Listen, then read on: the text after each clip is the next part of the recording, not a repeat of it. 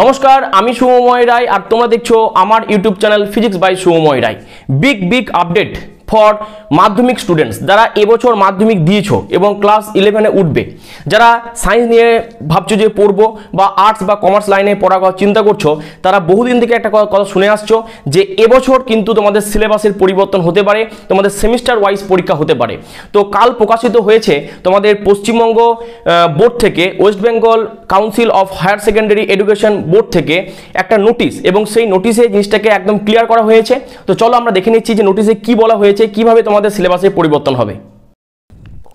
দেখো, তোমরা নোটিশটা খুব ভালো করে লক্ষ্য করো। এটা নোটিশটা প্রকাশিত হয়েছে 6/3/2024। দেখো ডেট দেওয়া আছে এবং একটা মেমো নাম্বার দেওয়া আছে, সরকারি মেমো নাম্বার, এবং West Bengal council of higher secondary education Vidyasagar Bhavan থেকে এই নোটিশটা দেওয়া হচ্ছে। নোটিশে বলা হচ্ছে যে, তোমরা নোটিশটা যদি পড়ো দেখবে বলা হচ্ছে যে 2024-25 সালে, অর্থাৎ যারা 25 সালে যারা ক্লাস 11-এ পরীক্ষা দেবে এবং 2025-26 অর্থাৎ 26 সালে যারা উচ্চ মাধ্যমিক দেবে, তাদের জন্য সেমিস্টার সিস্টেম কিন্তু চালু হয়ে যাচ্ছে। তো এবছর যারা উচ্চ মাধ্যমিক দেবে, অর্থাৎ যারা 25 সালে যারা উচ্চ মাধ্যমিক দেবে, তাদের কিন্তু সিলেবাসে কোনো চেঞ্জ হচ্ছে না। তারা যে সিলেবাসে পরীক্ষা দিয়েছিল সেই সিলেবাসেই পরীক্ষা হবে।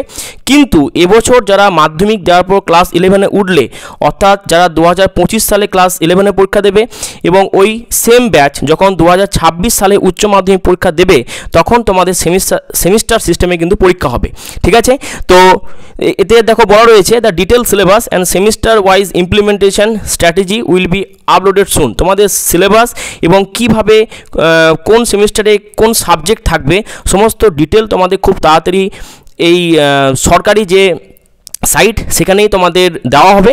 প্রতিটি আপডেট এই চ্যানেলে তোমাদের দেওয়া হবে। তোমরা সঙ্গে থাকবে, জুড়ে থাকবে এবং সাবস্ক্রাইব করবে অবশ্যই।